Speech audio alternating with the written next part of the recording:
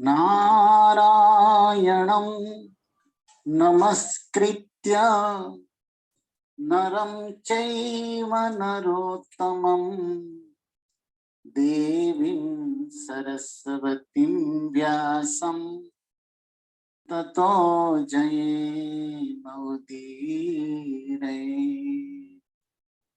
नष्टप्रायेषु भद्रेषु नित्यं भागवत सेवया भगवती उत्तम श्लोके भक्तिर्भवति नैष्ठिकीम्। ॐ अज्ञानतिमिरन्धस्य ज्ञानाञ्जनशलाकया चक्षुरुन्मीलितं येन तस्मै श्री गुरुवे नमः। नमो विष्णुपादाय कृष्णप्रेष्ठाय भूतले श्रीमते भक्तिवेदांत स्वामिनिति नामिने। नमस्ते सरस्वते देवे गौरवाणी प्रचारिणे निर्विशेष शून्यवादी पाश्चात्य देश तारिणे। जय श्री कृष्ण चैतन्य प्रभु नित्यानंद श्री अद्वैत गदाधर श्रीवासादि गौर भक्त वृंद। हरे कृष्णा कृष्णा कृष्णा हरे हरे, हरे राम राम राम हरे हरे। हरे कृष्णा। आप सभी वैष्णव चरण में सादर वंदन के साथ धन्यवाद कि मनुष्य जीवन का सर्वोच्च फल सत्संग आप सभी लाभ करते हुए जीवन को सार्थक कर रहे हैं। गुरु वैष्णव चरणों में यही प्रार्थना करनी है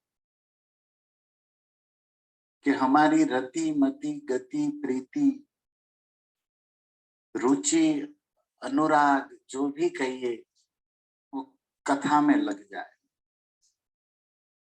भगवान और उनके भक्तों की जो दिव्य चरित्र है जिसको हम लीला कहते हैं। लीला शब्द का अर्थ होता है जो प्रकृति के गुणों से परे हो, अर्थात जिसमें कोई बंधन न हो। कि मनुष्य के कर्मों को लीला नहीं कहा जाता क्योंकि उसमें तो बंधन लगता है और वो सब गुणों के रजोगुण तमोगुण के अधीन कर्म होते। लेकिन भगवान सत्वम विशुद्धम वसुदेव शक्तितम भागवत कहता है कि भगवान विशुद्ध सत्व में स्थित है जहां सत्व गुण भी नहीं है, रजस तमस की तो बात ही छोड़ दीजिए। और ऐसे सच्चिदानंद वपु श्री श्याम सुंदर और उनके चरणों में प्रेम भक्ति रस अनुरागी ये भ्रमर भक्त लोग और उस भक्त और भगवान का ये जो आदान प्रदान है, ये जो लीलाएं है, ये सब दिव्य है। अर्थात इसमें कर्म का बंधन नहीं है, अर्थात महामाया के अंतर्गत नहीं, योग माया के अंतर्गत भगवान की अतरंगा शक्ति दैवी प्रकृति के अधीन है। और ऐसी लीलाओं का श्रवण कीर्तन हमें भी रजोगुण तमोगुण से परे ले जाएगा, विशुद्ध सत्व में स्थित करेगा।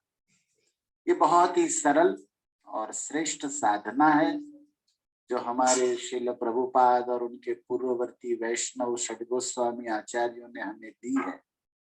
और इसी आचार्यों का अनुगमन करते हुए हम वैष्णव विनम्र प्रयास करते हैं कि भगवान की लीलाओं का श्रवण कीर्तन चिंतन करके हम हमारे हृदय को भक्तिमय भगवत चरणारविंद में समर्पित कर सके, जो जीवन का लक्ष्य है।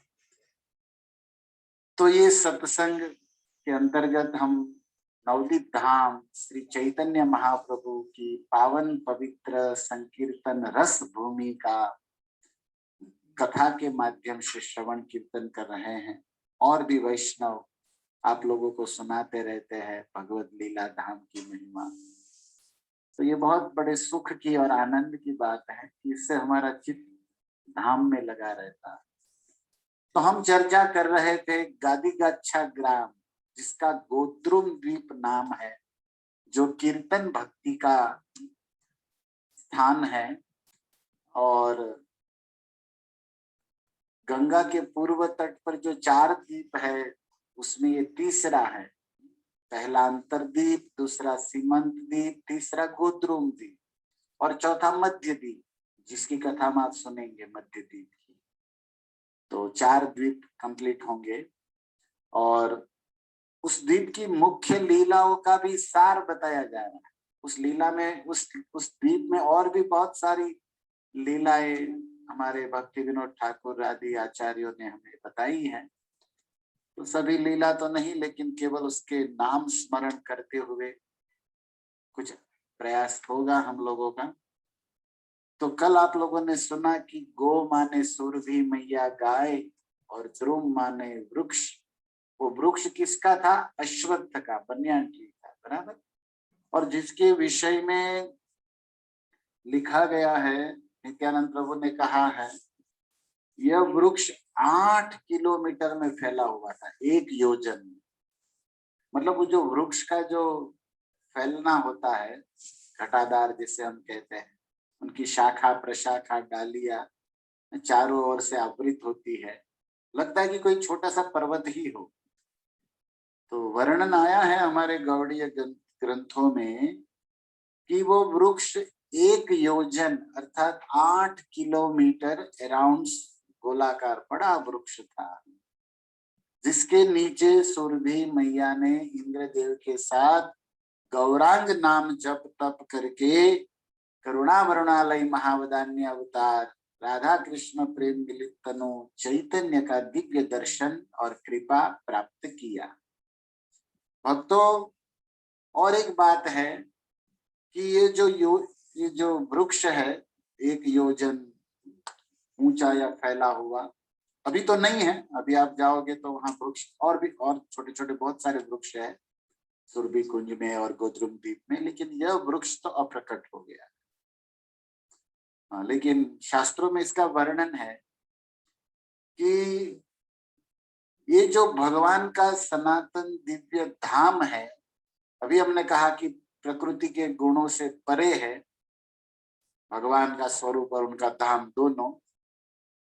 तो प्रलय के समय भी धाम नष्ट नहीं होता। भगवान की इच्छा से धाम प्रकट अप्रकट होता है, नष्ट नहीं होता। प्रकृति का कोई भी गुण उसको प्रभावित नहीं कर पाता, और ना तो प्रकृति के अधीन भगवान है, ना तो उनका धाम। तो ये सब बातें आई है। सत्यम विशुद्धम तव धामनी, ये जो शब्द भागवत जी में आया है, तो उसके ऊपर आचार्यों ने सब लिखा है। और धाम मतलब प्रकाश भी होता है, तेज भी होता है। धाम मतलब आश्रय भी होता है। और धाम मतलब अभी हम चर्चा की स्थान, एक प्लेस, एक पर्टिकुलर प्लेस, कोई जगह जहां पर भगवान प्रकट हुए या लीला की। तो धाम शब्द के अमर कोश में 7 अर्थ बताए हैं ऐसे तो, लेकिन मुख्य रूप से हम ये निवेदन करना चाहते हैं कि ये नवदीप धाम प्रलय के समय भी नष्ट नहीं होता। और इसका प्रमाण भक्ति विनोद ठाकुर देते हैं कि मार्कंडेय नाम के ऋषि जो 7 कल्प की आयु प्राप्त वरदान प्राप्त किए थे यमराज से, और भागवत जी के 12वें स्कंद में जिनकी कथा है मार्कंडेय ऋषि की, आपने सुनी होगी, पढ़ी होगी, पढ़ना चाहिए, विस्तार से सुखदेव जी ने बताया है। तो मार्कंडेय ऋषि भी प्रलय जल में, भगवान की माया देखने के कारण प्रलय जल में वो घूम रहे थे। प्रलय पयोधि जले धृतवान शिवेदम, जैसे सत्यव्रत मुनि के विषय में जयदेव जी ने गाया मीन अवतार में। तो ऐसा ही प्रलय जल समुद्र में मार्कंडेय ऋषि तैर रहे हैं, कहीं खाने को नहीं मिल रहा है और पानी तो खारा है पूरा, तो भूख के मारे तड़प रहे हैं और उनको प्यास भी बहुत लगी है। अब वरदान है इसलिए मृत्यु है नहीं, और पूरा पृथ्वी प्रलय में मस्त है। उस अवस्था में भक्ति विनोद ठाकुर कहते हैं कि मार्कंडेय ऋषि ने इस वृक्ष को देखा, तैरते तैरते सौभाग्य से गोद्रुम द्वीप में, इस नवद्वीप धाम में वो आए, और उन्होंने एक जगह ऐसी देखी कि पूरा जल प्रलय समुद्र है और बीच में एक आइलैंड, एक जगह है जो प्रलय से प्रभावित नहीं है। और उस प्रलय से प्रभावित नहीं है ऐसा जो पवित्र स्थान है ये नवद्वीप, विशेष करके गोद्रुम द्वीप, जहां पर वो अश्वत्थ का वृक्ष था जिसके नीचे सुरभि ने जप तप किया था। मार्कंडेय ऋषि ने देखा कि एक गाय दिव्य जो तेजमय चमक रही है, और मेरा सौभाग्य है कि मुझे कुछ प्रलय जल से तैरने में भी थकावट थी और भूख प्यास भी थी, तो कुछ विश्राम भी होगा और कुछ सुधा पिपासा की तृप्ति भी होगी। और वर्णन आया है, मैं बंगला में पढ़ के सुनाऊं तो बहुत टाइम लगेगा, इसलिए मैं संक्षेप में ऐसे ही बता रहा हूं कि यही गोद्रुम, जिस द्रुम वृक्ष के नीचे गाय ने तप किया था, उसी वृक्ष में मार्कंडेय ऋषि ने आश्रय लिया और देखा कि ये स्थान इतना दिव्य है जिसको प्रलय प्रभावित नहीं करता, और सुरभि मैया को प्रार्थना की, मैया बड़ी भूख लगी। तो गौ माता सुरभि ने अपने थन से पवित्र दूध की धारा बहाई, जो मार्कंडेय ऋषि ने पान किया, उसके प्रलय जल की, लाखों वर्ष की प्रलय जल की जो थकान थी वो दूर हो गई, भूख प्यास भी मिट गई, फ्रेश दिव्य शरीर हो गया उनका भी, मार्कंडेय जी का भी, और तेज करने लगा। तो ये कथा भी मार्कंडेय ऋषि की यहाँ आई है। और इससे हमें दो बातें जानने मिलती है कि प्रलय जल से परे है धाम, प्रलय से परे है, और मार्कंडेय ऋषि ने इसी सुरभि गाय का इसी वृक्ष के नीचे दर्शन प्राप्त किया था और कुछ भोजन प्रसाद भी प्राप्त किया था। और आप भागवत से सुनते हो मार्कंडेय ऋषि की कथा की वो प्रलय जल में विहार किए थे, और पुराणों में भी इनके प्रमाण है, विष्णु पुराणों में भी, कि मार्कंडेय ऋषि ने प्रलय जल में विहार किया है।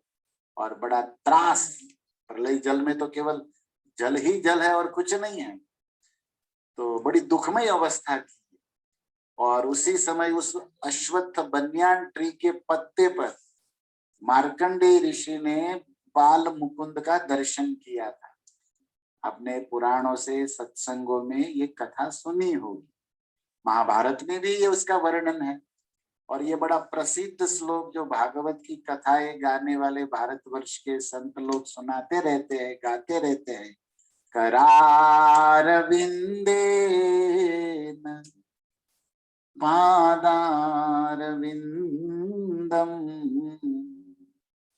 मुखारविंदे विनिवेशयन्तम्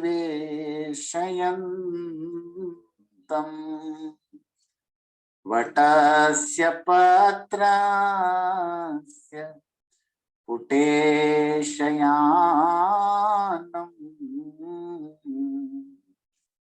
बालं मुकुन्द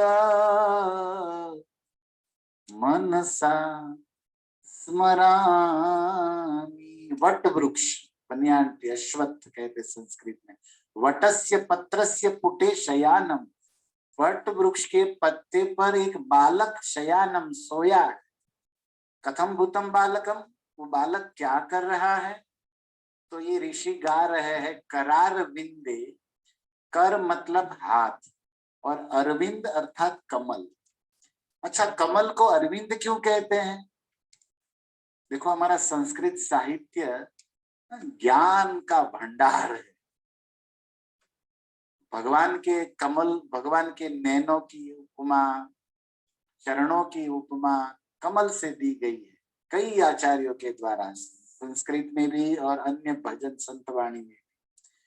तो मूल शब्द है रविंद। रविंद का अर्थ होता है अंधकार, सूर्य की सत्ता से शून्य स्थान।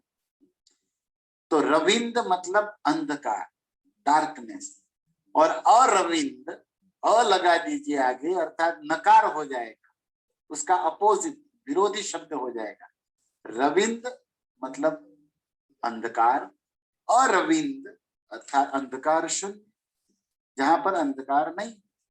तो फिर इंदते, ये जो धातु है, गोविंद शब्द में जैसे आया है, गोविंद, गवान इंदते इति गोविंद, जैसे आप शब्द पकड़िए, तो गायों का जो पालन पोषण करता है उसे आप गोविंद कहते हो। इंद्र ने नाम दिया था गोवर्धन पूजा के बाद, गोविंद नाम भगवान को इंद्र देव ने भागवत जी में लीला में दिया। ऐसे तो गोविंद भगवान का मूल नाम है, और एक बार गोविंद कहने पर भगवान ऋणी हो जाते। द्रौपदी के प्रसंग में महाभारत में भगवान वेदव्यास ने बड़ा प्यारा श्लोक लिखा, गोविंद इति चुक्रोश कृष्णा माम दूरवासिन ऋणम कृतम प्रवृत्तम में हृदया नाम सरपति। हे रुक्मणी, एक बार कृष्णा जो गोविंद शब्द बोली है ना, मेरे कान में अभी भी भनक आ रही। रुक्मणी ने कहा, प्रभु ने, आपने तो वहां पहुंच गए, साड़ी की लाज भी बचा ली और आपने तो लीला कर दी। बोले, फिर भी मैं उसके द्वारा खरीदा गया, मैं उसका ऋणी। रुक्मणी, एक बार भी कोई गोविंद बोल देना तो मैं जन्म जन्म उसका ऋणी हो जाता। भगवान ये कहते हैं, मैंने उस भक्त का सारा काम कर दूं, फिर भी मुझे लगता है कि मैंने कुछ नहीं किया, मैं ऋणी हो जाता। इसीलिए भगवान के नामों की बड़ी महिमा है। आप कहोगे, प्रभु जी कहाँ से कहाँ पहुंच जा रहे हो? अरे भाई, कहाँ पैसा लग रहा है, कहाँ थकावन हो रही है। कथा यात्रा बड़ी सुखद होती है, आनंद भी देती है, और उस बहाने भगवान की और लीलाओं का स्मरण चिंतन ही तो करना है।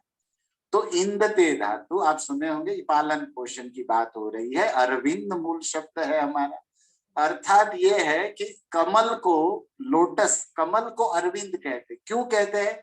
जो अंधकार में नहीं खिलता, सूर्य उदय होने पर ही जो खिलता है, प्रकाशित होता है, ऐसा कोई पुष्प है, उसमें जो प्रमुख पुष्प है वो है कमल। तो रविंद मतलब अंधकार, अरविंद जो अंधकार में मतलब न प्रकाश खिले, वो है कमल। इसलिए अरविंद शब्द का अर्थ होता है कमल। और करारविंदे, अपने कमल जैसे हाथों से, कमल जैसे हाथ मतलब आप चिंतन करिए भक्तों, भगवान के हाथ कमल जैसे। तो कमल में कितने गुण हैं?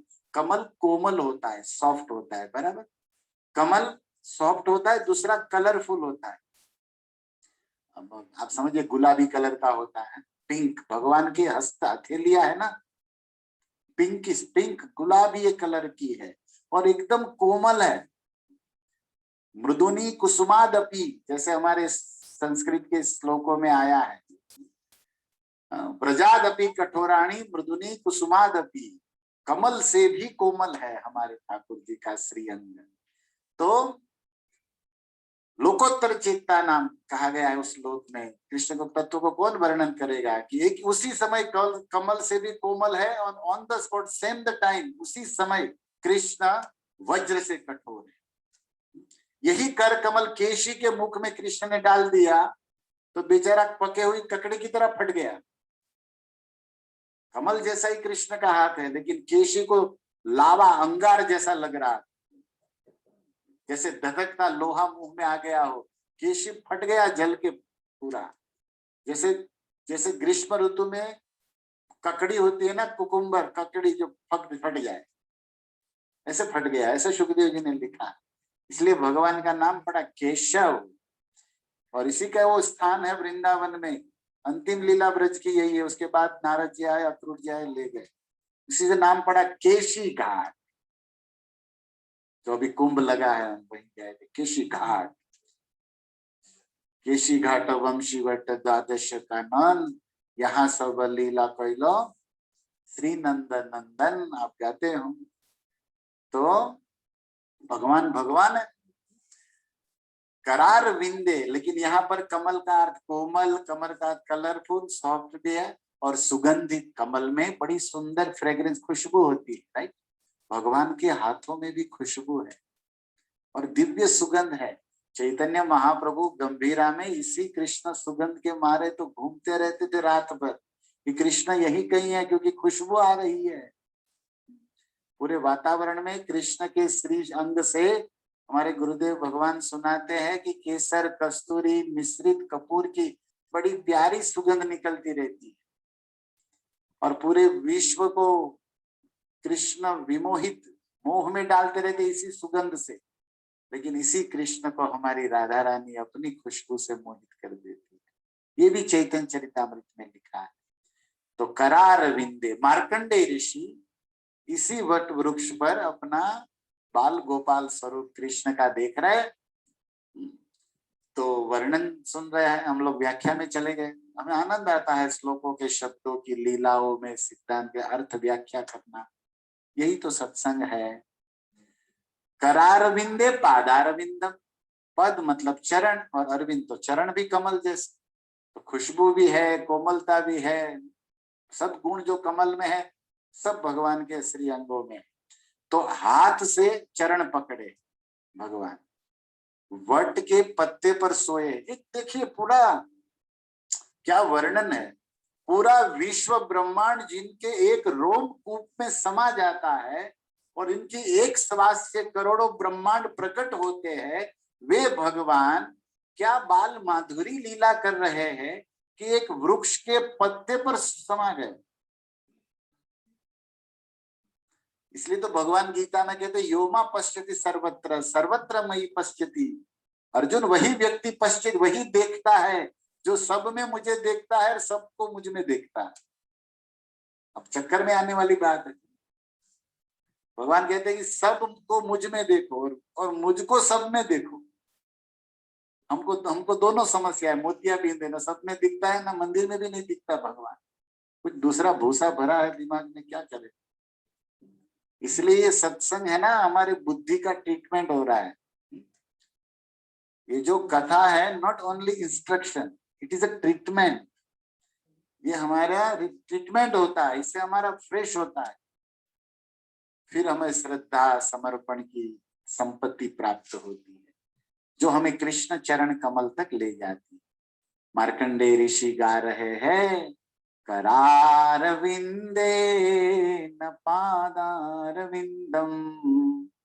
अच्छा, चरण पकड़े हैं, हाथ से अपना चरण पकड़े खुद भगवान बाल कृष्ण, और क्या कर रहे, मुखार विंदे विनिवेशयन्तम, और मुख भी भगवान का कमल है, लाल लाल अधर होठ है पतले से, और उन मंजुल मुखार बिंद में मधुर मुस्कान, सौंदर्य।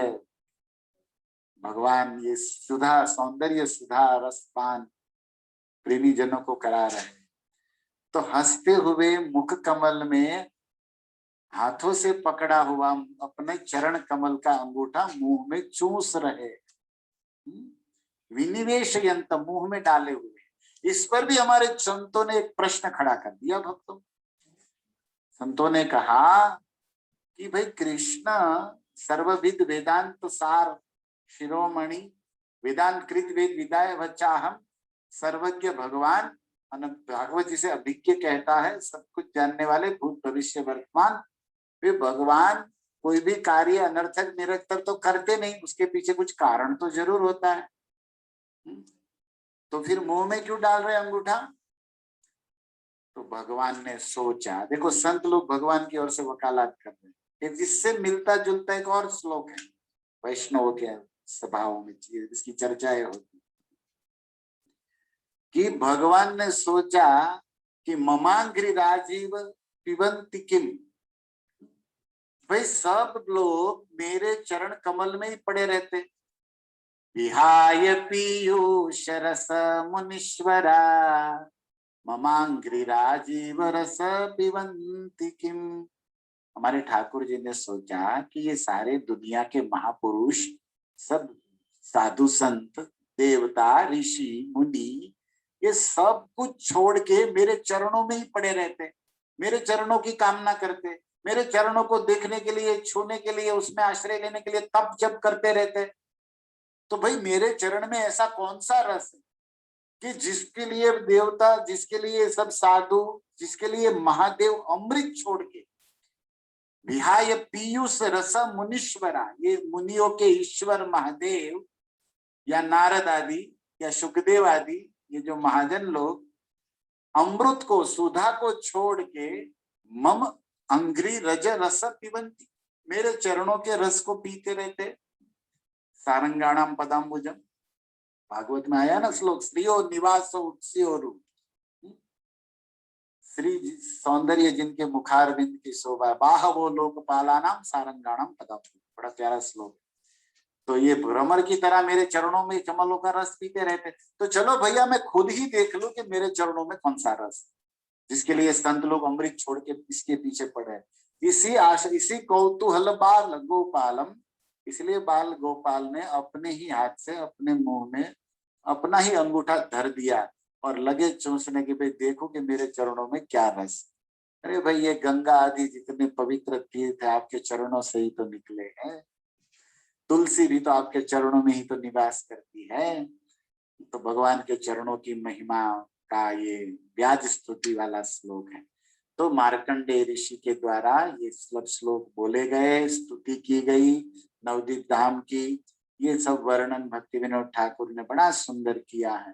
तो आप लोगों को याद रहे, ये अश्वत्थ का वृक्ष, सुरभि मैया, इंद्रदेव और ये मार्कंडेय ऋषि, और इन सारी बातों से हमें दो बातें सार रूप में पता चलती है कि धाम प्रलय में नष्ट नहीं होता, और दूसरा धाम सतयुग में भी था, द्वापर में भी था, कलयुग में इसकी महिमा चैतन्य महाप्रभु और उनके भक्तों ने प्रकट, उसके पहले भी थी ना प्रकट। तो ये बातें हमें इन लीलाओं से पता चलती है। विशेष बात गोद्रुम धूमि, तो गोद्रुम द्वीप की धूलि का ये रस है कि वहां कोई भी वस्तु वृद्धि को प्राप्त होती है। आम घाटा की लीला आपने सुनी होगी, महाराज जी सुनाएंगे। आप लोग तो भी सुबह भी नवदीप धाम की परिक्रमा का रस ले रहे हो। तो चैतन्य महाप्रभु ने अपने हाथ से तुरंत एक बड़ा आम का वृक्ष और सब भक्तों को आम्र महोत्सव मैंगो खिलाया था। ये भी इसी गोद्रुम द्वीप में है। तो आप लोग सुनेंगे सुबह जब सुनाएंगे महाराज जी। और इसके अंदर क्या है, सुवर्ण विहार है, राजा सुवर्ण सेन की राजधानी, वो भी वहां की परिक्रमा भक्त आप लोगों को सुनाएंगे। मैं तो केवल नाम याद करा रहा हूँ। गोद्रुम द्वीप की कथा तो हो गई, लेकिन वहां के अंतर्गत लीला स्थलियों का वर्णन। तो आम्र घाटा, जो आम का वृक्ष का लीला, सुवर्ण सेन की कथा, नारद जी ने उसको भगवान का कृपा दिया और फिर उसे गौर दर्शन हुआ था। और फिर आगे हरिहरा क्षेत्र, इसकी भी बड़ी प्यारी कथा है। नरसिंहपल्ली इसी की बॉर्डर में आता है। लेकिन ये जो गादी ग्राक्षा ग्राम अर्थात गोद्रुम द्वीप है, उनकी एक प्रसिद्ध लीला है जो काली दह में हुई थी। कालियों का उद्धार भगवान श्याम सुंदर ने, कृष्णचंद्र ने किया था। वही श्याम सुंदर कलयुग में गौर सुंदर बन के आए हैं। तो इसी गोद्रुम द्वीप में एक स्थान है गोरा दह। वहां पर क्या है, काली दह, क्योंकि काले कृष्ण ने कमाल किया, इधर इधर गोरे ने कमाल किया। तो यहाँ गोरा दह है। दह किसे कहते हैं, पानी से घिरा हुआ एक छोटा सा तालाब या गड्ढा, इसे दह कहते हैं। ऐसे संस्कृत में दह शब्द का विश्लेषण करने जाएंगे तो जहां पर पानी का मोड़ बहती धारा में वापस हो जाए, जैसे वर्लपूल होता है ना, भ्रमरी पानी में भ्रमर होता है कि वहां पानी घूमता रहता है और फिर वहां पर घूमने के कारण वो पानी पड़ा रहता है, तो उसको दह कहते हैं। आपकी भाषा में छोटा सा लेक समझ लीजिए, तालाब, सरोवर, लेकिन पड़ा हुआ जमा हुआ पानी या फिर घूमता हुआ तालाब नदियों में भंवर के कारण एक स्थान में अलग हो गया हो ऐसा पानी, और फिर वहां पर जीव जंतु वास करने लग जाते हैं, जलचर जीव, इसलिए वो दह हो जाता है। तो ये गोरा दह, वहां पर क्या था, काली दह था। आप जो ब्रजमंडल परिक्रमा करते हो, तो वहां की एक लीला है जो मैं बंगला में आप भक्तों को सुनाना चाहूंगा, और उसके बाद हम मध्य द्वीप में प्रवेश करेंगे। गोद्रुम द्वीप में एक और स्थान है, भक्ति विनोद ठाकुर का घर, जिसका नाम है स्वानंद सुखद कुंज। अब उसकी भी एक सुंदर लीला है कि भक्ति विनोद ठाकुर को ये मंजरी स्वरूप और स्वानंद सुखद कुंज कैसे मिला, उस कथा को हम जब रुद्रद्वीप में जाएंगे तब आपको सुनाएंगे कि स्वानंद सुखद कुंज उससे कनेक्टेड है। और श्रीमान हरिलीला प्रभु से एक बार चर्चा हुई भी थी कि आपको जरूर बताइएगा कि भक्ति विनोद ठाकुर को कैसे विशेष रूप में गोद्रुम द्वीप या उससे कनेक्टेड कुछ बातें, तो अभी तो अवकाश नहीं, लेकिन रुद्रद्वीप के अंतर्गत, क्योंकि भगवान शिव ने ही कृपा किया था और फिर ललिता जी का विशेष कृपा मिला और उसे स्वानंद सुखद कुंज, ये ललिता देवी के कुंज का नाम, श्री ललिता जी ने राधा कृष्ण के सुख विलास के लिए एक सुंदर कुंज का निर्माण किया जिसका नाम था स्वानंद सुखद कुंज। और भक्ति विनोद ठाकुर को मंजरी भाव में उसी कुंज में ललिता जी ने सेवा दिया, तो वहीं पर वो भजन करते थे, इसलिए उसने अपने घर का नाम रखा स्वानंद सुखद कुंज, जो उस विशेष स्थल मूल रूप में राधा कुंड पे है।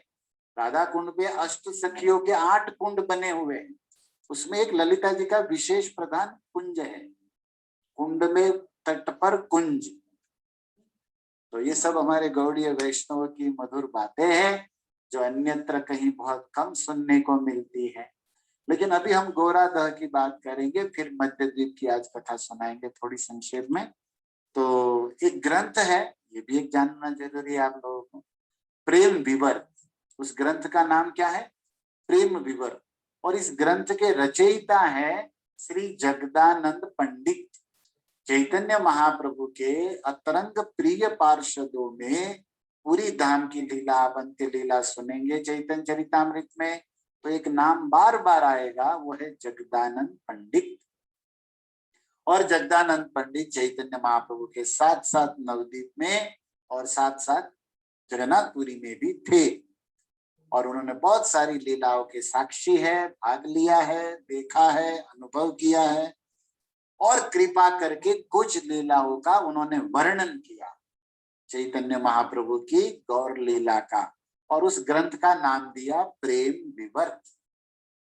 दूसरी बात आप भक्तों को जाननी चाहिए कि ये जगदानंद पंडित साक्षात सत्यभामा के अवतार है। द्वारिका लीला में जो अष्टपटरानियां है, मुख्य महिषिया 16,108 थी, उसमें 8 मुख्य प्रमुख, रुक्मणी जिसका प्रथम नाम, सेकंड दूसरा नाम तुरंत सत्यभामा का आता है। सत्राजित राजा की कन्या स्वयंतक मणि के द्वारा भगवान श्याम सुंदर से पाणी ग्रहण हुआ था, आप भागवत से कथा सुने होंगे। तो वही सत्यभामा जो वाम नायिका है, जो जिद करती है, मान करती है, भगवान उसको मनाने के लिए पारिजात वृक्ष लेने के लिए गए थे स्वर्ग में, ये सब भागवत जी में है ना, आप सुने होंगे। तो वे सत्यभामा जगदानंद पंडित बन के राधा कृष्ण मिलित तनु गौर लीला में आए, और वे कई लीला के साक्षी है, और उन्होंने ये प्रेम विवर्त ग्रंथ लिखा है। और जब चैतन्य महाप्रभु, नित्यानंद प्रभु, सब बड़े बड़े गौर प्रेमी पार्षद, सांगोपांगास्त्र पार्षदम यज्ञ संकीर्तन प्राय, जब गौर लीला नदिया लीला करते थे तो जगदानंद पंडित भी वहां थे। और खासकर गादी गाछा ग्राम जो अभी नाम है, वैष्णव आचार्यों के अनुसार गोद्रुम द्वीप जो नाम है, उसमें एक बार चैतन्य महाप्रभु कीर्तन करते करते गोरादह में पहुंचे, और क्या लीला हुई इसका वर्णन श्री प्रेम विवर्त में श्री जगदानंद पंडित ने किया है। तो हम उसको थोड़ा सा बंगला में सुनाने का प्रयास करते हैं, आप सब वैष्णव के आशीर्वाद से और आप सब वैष्णव की प्रसन्नता के लिए। भोजने आनंद मती चलिलाम हंस गति निताय गौरांगण गण संगे। भोजन करने के बाद आनंद में मस्त हंस की गति से, चलिलाम हंस गति, निताई गौरांग गण संगे, निताई गौरांगण संगे। चैतन्य महाप्रभु संकीर्तन करते हुए गोद्रुम द्वीप में अपने घर मायापुर अंतरद्वीप से प्रसाद लिए, गंगा तट पे कीर्तन करते करते गंगा पार करके गोद्रुम द्वीप में आ गए महाप्रभु। और साथ में निताई बड़े भैया भी थे। और चलिलाम हंस गति, इस पर ध्यान दीजिए। ये कह रहे जगदानंद पंडित कि मैं भी सौभाग्य से उसी दिन साथ में था उस कीर्तन पार्टी में, और मैंने देखा चैतन्य महाप्रभु कैसे चल रहे हैं, जैसे मान सरोवर में कोई स्वान, कोई हंस चल रहा हो, विहार कर रहा हो आनंद में। और हंस है ना, बड़ा मधुर गाता है। आपको अगर पता हो प्रकृति के इस प्राणी के विषय में, तो हमारे पक्षी विज्ञान में भी हंस राजा माना जाता है और वो बड़ा मधुर गाता है। नेचुरल भगवान ने उसको कंठ दिया। तो चलिलाम हंस गति मतलब गाते हुए गौरांग चल रहे हैं। गाते हुए चल नहीं रहे, नाचते हुए जा रहे, यही समझ, हंस जैसे नाचता है। गंगा तीरे जाई गादी गाछा ग्रामे भाई, हरि नाम गानेर प्रसंगे, हरि नाम गानेर प्रसंगे। हरिनाम संकीर्तन करते हुए गंगा के तीर पर गादी गाछा ग्राम में चैतन्य महाप्रभु आए। क्या हो रहा था? गोविंद मृदंग राय वासुघोष नाम गाय, नाचे गदाधर वक्रेश्वर। गदाधर पंडित नाच रहे थे और दूसरे नर्तनिया है वक्रेश्वर पंडित। सम्राट है नाचने में, 3 दिन 72 घंटे कंटिन्यू जिसने नाच किया था, वक्रेश्वर पंडित। जो नाचता है ना वही पंडित है। आज लोग समझते कि पंडित मतलब धीर गंभीर सीरियस होगा। हमारे गुजराती में के कोश गड़ी गयो है बैठो। पंडित, पंडित मतलब वो प्रसन्न होता है। पंडित मतलब धीर गंभीर सीरियस नहीं होता है। कुछ पंडित इतने सीरियस बैठते हैं सभा में, कथा में, लगता है कि कॉन्स्टिपेशन पुराना दर्द होगा इनको, ऐसे मुखड़ा होता है। पंडित मतलब नाचना, पंडित मतलब भगवान नाम संकीर्तन में 2.5 अक्षर प्रेम के पढ़े सो पंडित हो, ये वाली बात। इसलिए तो निमाय पंडित नाच रहे, तो वक्रेश्वर पंडित भी नाच रहे। पंडा बुद्धि जस्य सब पंडित है। गोविंद मृदंग बजा रहे और वासुघोष कीर्तन गा रहे, और गदाधर पंडित और वक्रेश्वर पंडित दोनों प्रसन्न होके नाच रहे हैं। ये पंडित लोग नाचना सीख जाओ भाई, क्योंकि जितना ज्ञान बढ़ता है ना उतना व्यक्ति खंबे की तरह स्थिर हो जाता है। ये जो नृत्य है ना, हमारे अर्चन भक्ति आरती का एक मुख्य अंग है, और हमारे नटवर को तो यही पसंद है। और यही नटवर जब गौरचंद्र बने तब तो बहुत नाचे। हरि बोल रव सोनी चारिदी के हुलु ध्वनि, गौरांग प्रेमे सबे मात जा। हुलु ध्वनि, माता ये लोग बंगाली में होठ हिलाते हुए जीवा को आवाज करती है ना, हुलु ध्वनि बड़ी मंगल पवित्र मानी जाती है। पुरुष करे तो अपवित्र माना जाता है, ये माताएं करे उसी में मंगल होता है, पुरुषों को नहीं करनी चाहिए। तो ये हुलु ध्वनि कहते हैं, बंगाली का पवित्र मंगल ध्वनि है, आप लोगों ने सुना होगा। हरि बोल रव सुनी, और सब हरि बोल की आवाज सुन के चारों दिक में हरि बोल सुनाई दे रहा है और हुलु ध्वनि सुनाई दे रहा है। हम लोग नवद्वीप मंडल परिक्रमा करते तो यही 2 सुख मिलता है, एक हुलु ध्वनि माताओं का और भक्तों का हरि बोल। नाच गान नहीं जानी, अब जो मैं बोलने जा रहा हूँ ना ध्यान से सुनिए, इस्कॉन के भक्तों के लिए आया है। ये चैतन्य महाप्रभु का मिशन प्रभुपाद ने चालू किया, आगे बढ़ाया ना, तो ये हमारा पुरानी परंपरा का ये दोष है, समझ लीजिए, गुण कहिए या दोष कहिए, जो भी कहिए।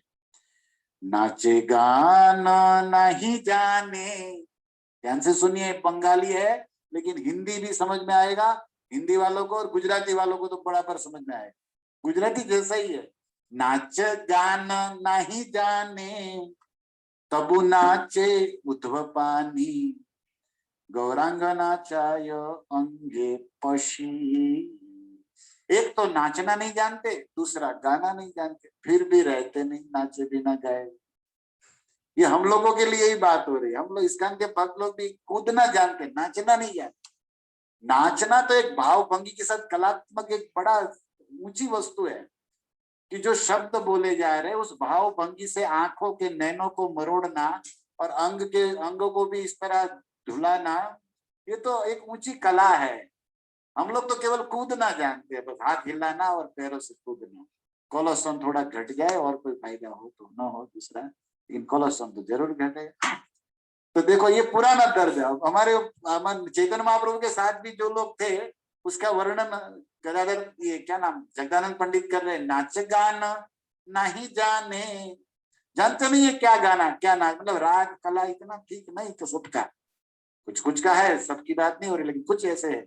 फिर भी तबु नाचे उद्धव पानी, फिर भी हाथ खड़ा कर करके कूद रहे, नाच रहे। ऐसा लग रहा था कि गौरांग नाचाय पशी, मानो उसके अंदर चैतन्य महाप्रभु ने शक्ति डाल दिया, भक्ति डाल दिया, कृपा डाल दिया कि वो नाच रहा। इससे हमें दो बातें मिलती है कि वही भक्त नाच सकता है, गा सकता है जिसके अंदर चैतन्य महाप्रभु ने कृपा भक्ति डाल दिया, वो नचा रहे, वो गवा रहे। और दूसरा, हमें नाचना आए ना आए, गाना आए ना आए, गाना चाहिए और नाचना चाहिए। वो तो एक पुराना गाना है, गाना आए या ना आए गाना चाहिए, ठंडे ठंडे पानी से नहाना चाहिए वो वाली बात है संजीव कुमार यादव पुराना। तो यहाँ पे क्या देखो, नाचना आए ना आए उसका चिंता मत करो, तुम्हारा काम है भगवान को प्रसन्न करने के लिए नाचना। गाना आए या ना आए, भगवान तो भाव देखते हैं, आप सुने हो ना। तो फिर भी ये सब भक्तों को नाचना, सबको तो गाना नहीं आता था, लेकिन फिर भी लोग गा रहे, फिर भी लोग नाच रहे भगवान की प्रसन्नता के लिए। और कुछ आए ना आए, हाथ खड़ा करके नाचना तो आता ही। फिर क्यों आप कहोगे आता नहीं, फिर भी क्यों? क्योंकि ये भक्ति है, इससे भगवान प्रसन्न होते हैं। हमें कलाकारी नहीं करना, भाव से करना है। कई बार भक्त लोग दूसरे को दिखाने के लिए अलग अलग स्टेप अलग अलग करते हैं, अच्छा है, अलग अलग स्टेप सीखना चाहिए, नाच भी सीखना चाहिए। हमारा भारतीय भारतनाट्यम तो पूरे विश्व का गुरु है, एक कला है भगवान को रिझाने की। और ये सब हमारी सखियों को आता था। ललिता जी इसमें बड़ी प्रवीण है, गाने में, आलाप खींचने में, संगीत में। हमें बुद्धू मूर्ख नहीं बने रहना है, लेकिन ध्यान देना है कि हमें इसके द्वारा इंद्रिय तृप्ति या इन कर्मियों को, दुनिया को प्रसन्न करने के लिए नहीं गाना नाच। हमें बादशाहों के बादशाह बांके बिहारी के लिए, कृष्ण के लिए, जैसे वो कहा था ना तानसेन ने वृंदावन में अकबर को। अकबर ने कहा तो इतना सुंदर बजाता गाता है, तेरे गुरु कैसे होंगे? बोले मेरे गुरु है हरिदास, जो बांके बिहारी को प्रकट किए। हरिदास की समाधि है, हमारे वाले हरिदास नहीं, बांके बिहारी को प्रकट करने वाले हरिदास। वृंदावन निधिवन में आप गए होंगे तो देखे होंगे। और वर्णन किया तानसेन ने कि वो यहाँ बुलाओ उसको, सुवर्ण मोर देंगे, गाओ गवाओ। उसने कहा वो मेरे जैसा नहीं है महाराज, वो आप जैसे बादशाहों के लिए नहीं गाता। हमारा गुरु, हमारे गुरु हरिदास जी तो बादशाहों के बादशाह बांके बिहारी के लिए गाते। एक भक्त भगवान की प्रसन्नता के लिए गाता है, कृष्ण प्रीति अर्थे भोगत त्याग, या फिर भागवत कहता है संसिद्धि हरि तोषण। तो भगवान ने हमें जो कला दी है, जो गुण दिया है, उसको भगवत सेवा में नियुक्त करना, तब हम अपराध अभिमान से बच के कृपा लाभ करेंगे। नहीं तो फिर प्रतिष्ठा पूजा पैसे में फंस जाएंगे, फिर आडंबर बहुत हो जाएगा। तो सावधान, ये सब बातें हैं लीला की, सब उपदेश झाड़ना नहीं चाहिए, लेकिन हमारा स्वभाव है, क्या करें, यही तो हम करते रहते हैं, इसलिए आ जाता है। यहाँ पर जो वर्णन है, नाचना चाहिए, गाना चाहिए, लेकिन भगवान की प्रसन्नता के लिए। और भगवान की प्रसन्नता के लिए इसका मतलब ये नहीं कि जो भी आयो करते रहो, अच्छे अच्छे सीखना भी चाहिए, गाना अच्छा नाचना सीखना भी चाहिए, ये भी बात है। और क्यों करना चाहिए ये भी हमें समझना चाहिए प्रॉपर। अब क्या है, सुरताल बोध नाही, तबु नाचे तबु गाई, कि जाने गौर शशि। हमको तो इतना आनंद आया, जगदानंद पंडित लिख रहे हैं कि सुर का कोई ज्ञान नहीं, ताल का भी कोई ज्ञान नहीं। हमारे भक्तों की भी यही दशा है, सुर जानते ही, ताल जानते ही नहीं। कुछ भक्त तो ऐसे गाते लगता है कि पूरे गंधर्व लोग नीचे गिर जाए। वो न गाए यही सेवा है उन लोगों की। कभी कभी कुछ लोगों का ऐसा हाल होता है। चलो भक्ति भाव है, भगवान तो खुश होते हैं, लेकिन देखो यहाँ बोध नहीं था, सुर का भी ताल का, फिर भी नाच रहे, तबु नाचे तबु गाए। अब या तो चैतन्य महाप्रभु समझते थे इनको, या वो खुद अपने को समझते थे। तीसरा तो कोई समझ नहीं पा रहा था कि ये क्या गा रहे, क्या नाच रहे, लेकिन चल रहा है। हरे कृष्णा कृष्णा कृष्णा हरे हरे, हरे राम राम राम हरे हरे। जगदानंद पंडित कहते थे मैं तो सब देख रहा था कि चल रहा है संकीर्तन। गादी गाच्छा ग्रामे आसी, गौरपल्ली माजे पशी, गौरा बोले सुन भक्त गण। गादी गाच्छा ग्राम गोद्रुम द्वीप में आए, एक गोप पल्ली था। पल्ली मतलब नगरी, पूरी एरिया, सोसाइटी आपकी भाषा में। छोटी कोई सोसाइटी हो, कोई एरिया हो, तो उसे पल्ली कहते हैं। पल्ली, नरसिंह पल्ली, देव पल्ली, मतलब कोई छोटा सा नगर। बड़े नगर में कोई छोटा सा एक एरिया, कोई कंपाउंड बना के बनाया जाता है ना, सोसाइटी, समझ जाओगे। गोपपल्ली, जहां पर सारे गाय बकरी भैंस आदि को पालने गोप लोग जहां पर रहते थे, उनका एरिया था।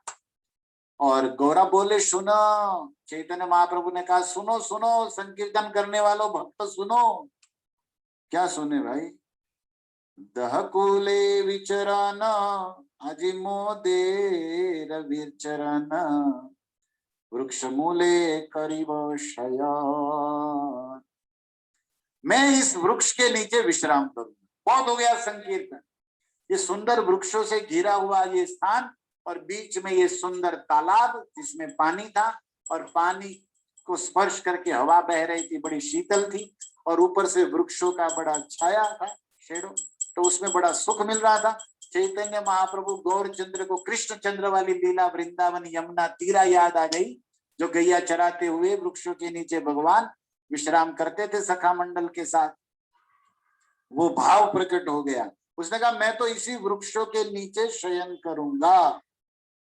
यही वट वृक्ष तले गाभिया छे कुतूहले, गोप सह करियो विहार। इन गोप बालकों को भी देख के भगवान को अपने सखा सब याद आ गए। देखो ये ग्वाल बाल है ना, द्वापर युग के कृष्ण सखा, वही कलयुग में सब कीर्तन करने वाले साधु संत है। हमारे वृंदावन में एक बड़ा सुंदर दोहा है कि द्वापर में त्रेता में वानर भय, द्वापर में भय ग्वाल, कलयुग में साधु भय तिलक छाप अरुमा। जो द्वापर युग के बंदर थे, सॉरी त्रेता युग में रामलीला में जो सहायक थी ना, त्रेता में वानर भय, द्वापर में ग्वाल बाल, कली में साधु संत भय, तिलक छाप अरुमाल। कंठी माला है, तिलक है, और हाथ में माला है।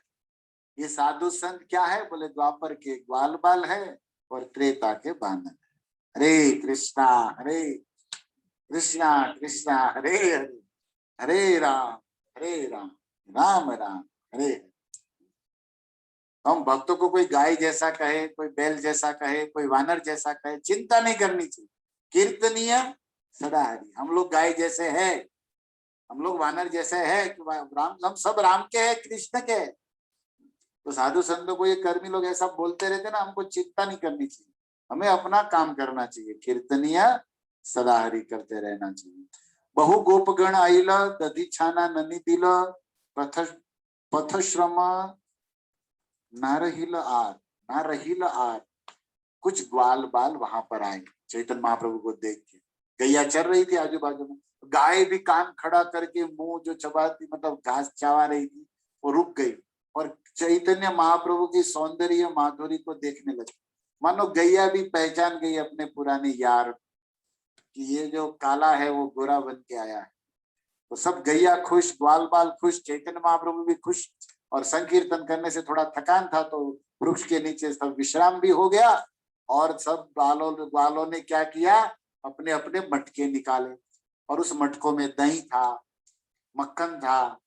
चैतन्य महाप्रभु विशेष रूप में नरस क्या लिखा है, नरसिंहा नंदेर संगे प्रद्युम्न आइल रंगे पुरुषोत्तम आचार्य मिलिल। ये सब भक्तों के नाम है जो सीनियर डिवोटीज थे। चैतन्य महाप्रभु ने उन लोगों को पहले दिया क्योंकि वो लोग मटका सब चैतन्य महाप्रभु को दे रहे थे।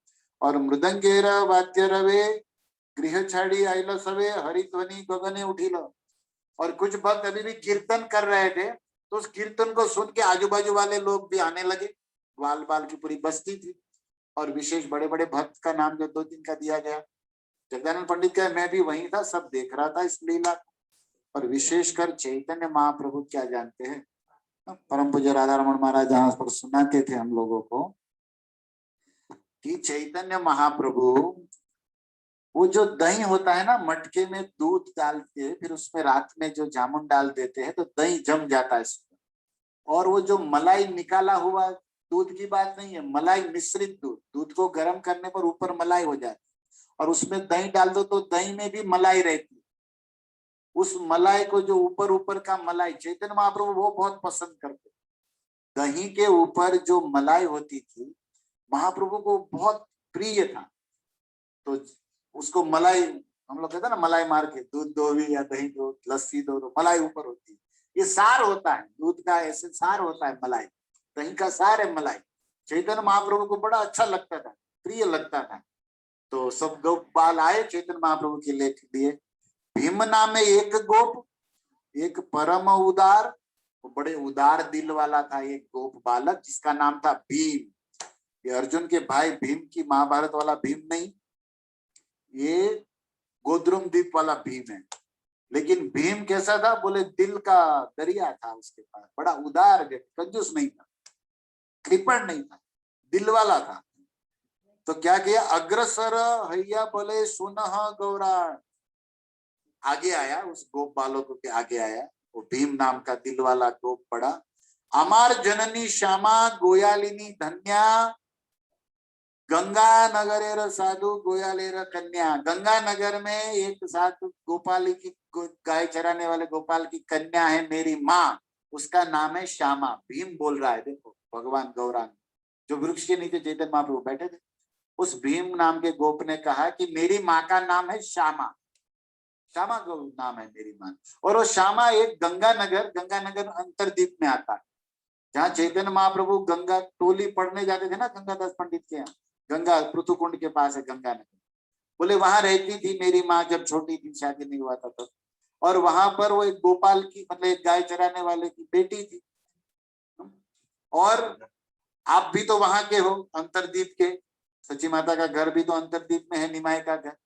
तो अब वो देखो भीम क्या कह रहा है, सच्ची आई के माँ बोलिया सदा करे सेवा।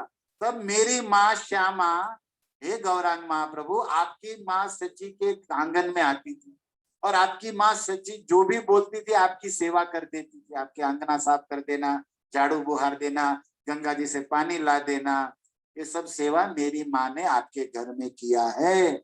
से कर्मे का तुम्ही हमार मातुल हैया। और निमाई पंडित आप वहां रहते थे तो मेरी माँ आपको भाई बोलती थी और आप मेरी माँ के भाई हुए तो मेरे क्या हुए, मामा। तुम्हें हमार मामा, मैं तुम्हारा भांजा। देखो सकपण कायडू गुजराती हशे हो माळो भीम, हमारे गुजरातीओ गमे नथी हगा गोती काढ तो हक पण कायडू।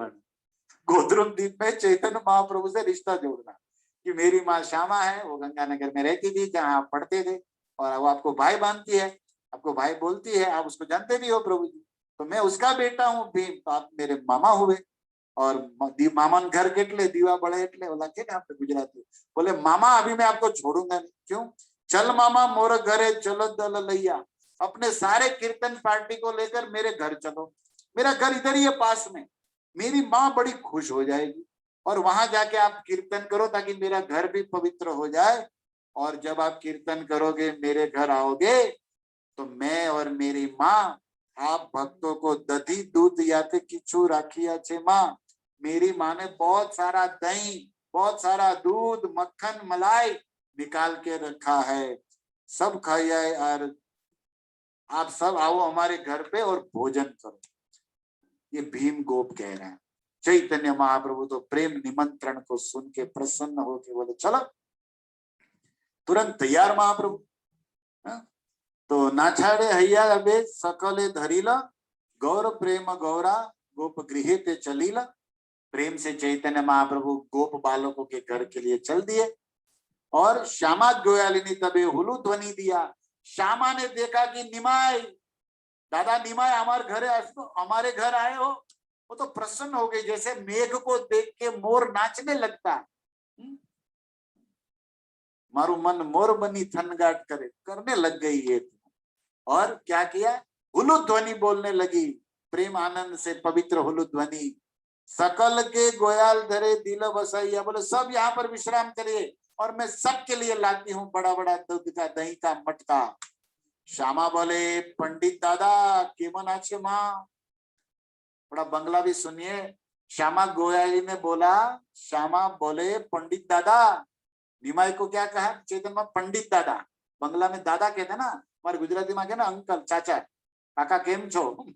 बड़े आदमी में तो काका बोलना एक संबोधन होता है, सबका अपना अपना होता है, कुछ ना कुछ एरिया में हमारे चलता है सूरत। तो क्या कहते हैं बंगला में दादा बोलते हैं, पंडित दादा केमन आछे माँ, माँ कैसी है? भालो भालो बोली गौरा नाचाए लगो। चेतन महाप्रभु तो खाने में नाचने में के मूड में थे, उसने कहा बड़ा भालो भालो, मतलब फाइन भालो। आप ये शब्द सबको पता होगा, बंगला में फाइन मतलब भालो, अच्छा है, सारू छे।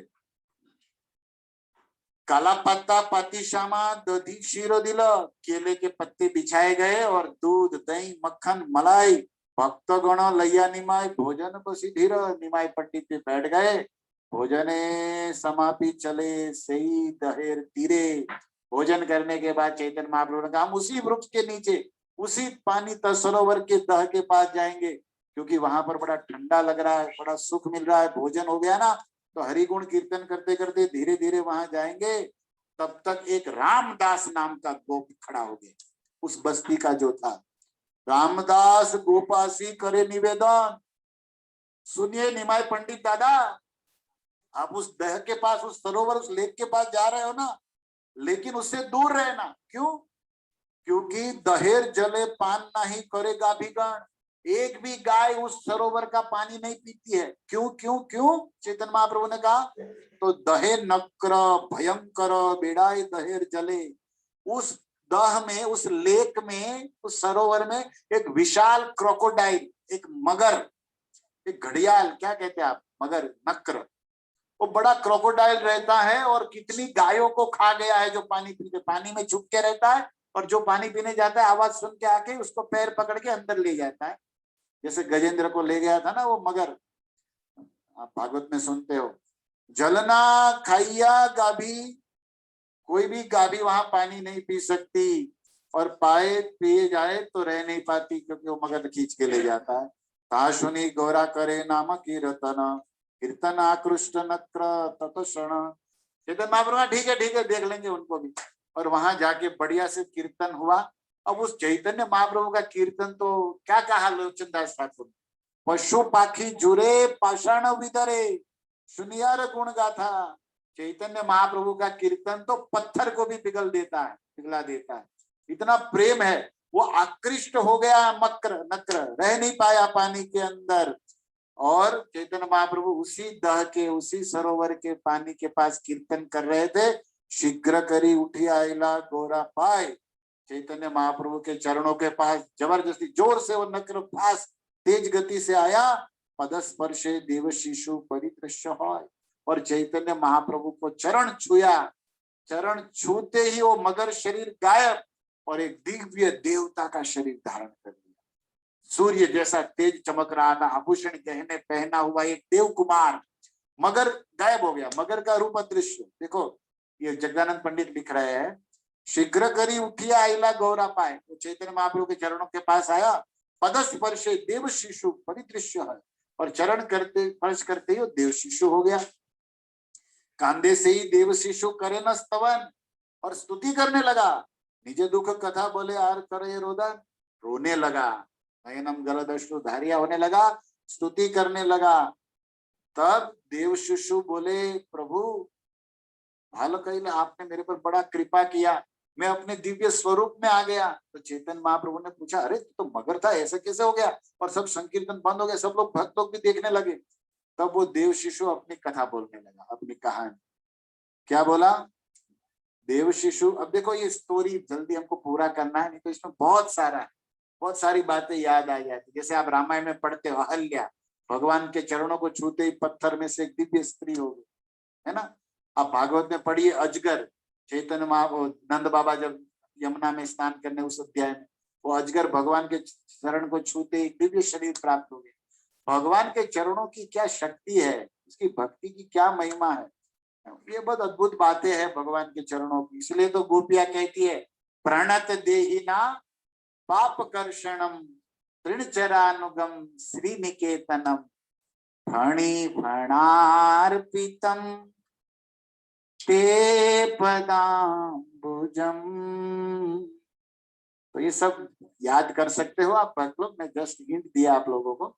तो देव शिशु बोले, प्रभु दुर्वासा पाशापे नक्र रूपे ब्रह्मयासी सर्वलोक कापे। प्रभु मैं तो देव शरीर प्राप्त गंधर्व लोक से आया हुआ स्वर्ग का वासी हूँ, तो इधर मगर कैसे बन गया? बोले एक बार क्या हुआ, कामवन में हम लोग घूम रहे थे, गंधर्व लोग, कामवन है ना वृंदावन में, तो वहां पर एक वृक्ष के नीचे एक साधु सोए, हमको पता नहीं था, हम लोग बालक लोग मस्ती कर रहे थे, तो बड़ी बड़ी जटा थी, दुर्वासा ने बड़ा तप किया है, तो ऋषि सोए थे और मैंने क्या किया, बोले मस्ती में दुर्वासा की जटा काट दी। अब देखो सबसे क्रोधी में नाम किसका है? कोई नारद जी महाराज जैसे तो काम भी हो जाता है। अरे दुर्वासा तो बिना कारण के क्रोध करते रहते, ये तो पर्याप्त कारण था। दुर्वासा तो बिना मतलब के भी क्रोध करते रहते हैं। अम्बरीश के ऊपर किया, भागवत में आप कथा जानते हो, चक्र पीछे पड़ा, वही दुर्वासा। महाभारत में भी है वो अक्षय पात्र वाला लीला दुर्वासा। तो दुर्वासा ऋषि, पर्याप्त कारण था, उसी समय ऋषि जागे, और जागे जैसे ही देखे तो माल नीचे पड़ा था, बाल। बोले अब साधु की आसक्ति होती है चोटी में जटा में, उसके बाद और तो कुछ है नहीं। साधु लोगों को तप किया, जब चोटी में बड़ा आसक्ति, जब में जटा में, और देखा खड़ा हुआ तो बोझा हल्का हो गया, जटा नीचे पड़ी, एक एक के काट दिया। अब दुर्वासा क्रोध में आए और काम्यवने मुनिवर, ये सब लीला वो बालक कह रहा है, और उन्होंने श्राप दे दिया कि तू मगर हो जा। तो ये बड़ी सुंदर कथा है जो ये बता रहा है। क्रोधी मुनि कहे तुम्ही पाया नक्र रूप, चारी युग था के कर्म फल अनुरूप।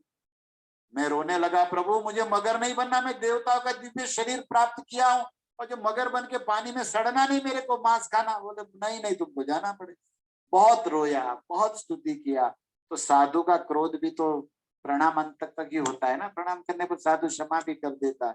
उन्होंने कहा, दया करी मुनि मोरे कहिल डाकिया, सुनो देव शिशु यबे श्री नंद नंदन नवदीपे हईल सची प्राण धन। मैं तुमको भविष्य बताता हूँ कि ये जो वृंदावन कामवन का राजा है ना, नंद महाराज, उसका बेटा नंद नंदन कन्हैया, वो कलयुग में ये कन्हैया सची प्राण धन गौर हरि बनने वाला, और उसका धाम होगा नवदीप जो वृंदावन से अभिन्न है। और तहार कीर्तने तोमार शाप क्षय हबे, और जब तू चैतन्य महाप्रभु का कीर्तन सुनेगा तेरा शाप समाप्त हो जाएगा। और दिया देह पेये और फिर तुम पुनः उसी तुम्हारे दिव्य देह में, शरीर में चैतन्य महाप्रभु के दर्शन से, उनके स्पर्श से, उनके कीर्तन से तुम स्वरूप को प्राप्त कर लोगे। और प्रभु आज मेरा सौभाग्य है, जय जय सचि सुत पतित पावन दीनहीन अगतिर गति महाजन। इस तरह बहुत सुंदर वो बालक स्तुति करने लगा। स्तुति करते करते, कीर्तन करते करते आकाश में उड़ गया, और यहाँ पर भक्त लोग नीचे कीर्तन कर रहे थे। तो इस तरह चैतन्य महाप्रभु ने उस घड़ियाल, उस क्रोकोडाइल को देव स्वरूप प्राप्त कराया, प्रेम भक्ति दिया। उस स्थान को गोरादह कहते हैं, जो गोद्रुम द्वीप में है। तो यहाँ पर जगदानंद पंडित क्या लिख रहे हैं? सही है ते गोरादह नाम पर चार, कालीदह धेन न्याय है ताहार। कालीदह के समान है ये गोरादह, ब्रज से अभिन्न है, चैतन्य महाप्रभु का पावन स्थान। अब सुनिए लास्ट बात। सेई देह सेई दह दर्शने स्पर्शने पाप क्षय, कृष्ण भक्ति लाभ सर्व वेद कय। ये गौरदह ऐसा है कि उनका कोई दर्शन करे, उनका कोई स्पर्श करे, तार पाप क्षय। जैसे उसका वो घड़ी, वो कुमार देव शिशु का पाप, अपराध, शाप सब समाप्त हो गया। ऐसे इस गोरादह का जो दर्शन करेगा, स्पर्श करेगा, उसके पाप क्षय होंगे। और क्या होगा? कृष्ण भक्ति लाभ हो सर्व वेद को। सारे वेद कहते हैं कि उसे कृष्ण भक्ति की प्राप्ति होगी। सही गोपगण दे देखा महाप्रेमानंदे, गौरांग करिल यथ मामा बोली स्कंधे। और इस तरह सारे गोप बालक भी खुश हो गए कि सरोवर शुद्ध हो गया, गाय पानी पिएगी बढ़िया से। अभी जैसे वहां कालिया को निकाला तो कालीदह शुद्ध हो गया, ऐसे यहाँ भी। और सब मामा मामा बोल के चैतन्य महाप्रभु को उठा लिए, जैसे पार्टी में था ना, नेता को उठा लेते वही नाचने लगते। और इस तरह सब लोग कीर्तन मस्ती में मस्त हो गए। ये है गोरादह की लीला, जो चैतन्य महाप्रभु ने गोद्रुम द्वीप में की। आप सभी वैष्णव प्रेमी भक्तों से ये प्रार्थना है कि चैतन्य महाप्रभु की अनंत अनंत लीलाएं आज भी नित्य नवदीप धाम में अखंडित अजस्र प्रवाह से चलती रहती है। और भाग्यवान सिद्ध साधु आज भी दर्शन करते। हमारे भक्ति विनोद ठाकुर दर्शन करते थे, जगन्नाथ दास बाबा जी दर्शन करते थे, और भी संत बहुत सारे जो दर्शन करते रहते थे। हम लोगों का इतना सौभाग्य नहीं कि हम वो दर्शन कर पा रहे, लेकिन हमारा सौभाग्य कम भी नहीं कि जो दर्शन इन संतों ने किया है, परंपरा से यही कथा हम सुन रहे। अगर भाव से सुनोगे, श्रद्धा विश्वास से साधना करोगे गुरु शास्त्र साधु निर्देश में, तो जो सुन रहे हैं ना, वो दर्शन हम भी करेंगे। क्योंकि आज जो सुन रहा है, कल वो दर्शन जरूर करेगा चैतन्य महाप्रभु की कृपा से। यद्यपि रसई लीला करे गौर राय, कौन कौन भाग्यवान देखी बार पाए। तो इस तरह गोद्रुम द्वीप की एक लीला को हमने आप भक्तों के सामने बंगाली में कहा, अपनी बुद्धि समय के अनुसार। धन्यवाद। मध्यद्वीप की कथा कल सुनेंगे। हरे कृष्णा कृष्णा कृष्णा हरे हरे राम, राम राम हरे हरे। निताय गौर प्रेमानंदे। हरे कृष्णा। हरे कृष्णा।